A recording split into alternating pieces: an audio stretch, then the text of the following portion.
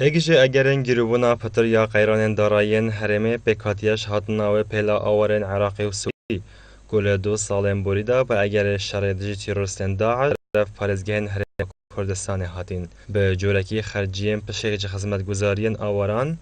جلای حکومت حرمه و هاتین دابین کرن هر واسه آورنا سور خرانی هوشداری اوه کدن کودگل اپسیونا بارا موصل دهتا چاو کرن پتری میلیون کسان آواره بنو برف حرم کردستان بهن افشندجی پتر بارس سرملین حکومت حرم گرفتر لید کتن هر واسه برپرسین بلندن حکومت حرم کردستان برد تاکید الوش هندد کن که هبونا نزدیکی 2 میلیون آوران لحرم کردستان کارگری لسر گریوان زدتر یا قیران دارایی کریه چونکه هبونا کمپین آوران بتوی به هاریکارین مروفیه و جلای حکومت حرم و خدمتگزارین کاربه و آوای هندک بتویندی بود هنه دابین کرن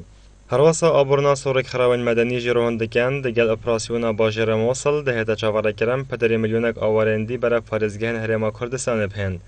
افچند شرک از دتر سر حکومت حرم و لایان پیوندی دار درست دکتن چونکه او آوارجی بدوی به خدمتگزاری و جهن و حواندن نه هفدم لدیف آواره نتوان اگرتی پشت دست کردن اپراسیون از گرکن موصل پتری 5000 کسان اکنجی بوین یو باجری مال و حال خوب جهلاینه هر واسان نویسنگه ها کاروبارن مروفیان نتوان اگرتی راقی بلاف کریه حتی نوکه 5007 ولاتین باجر موصل آواره بوینه کو پشت جوان لکمپن رکخراون نبدالوتی و دستلاتا خود دا اکنجی بوینه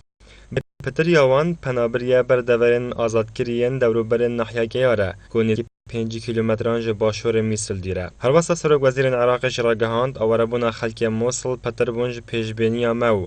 دوان روژان دارنگ خلک که زرج باجر موصل آواره بن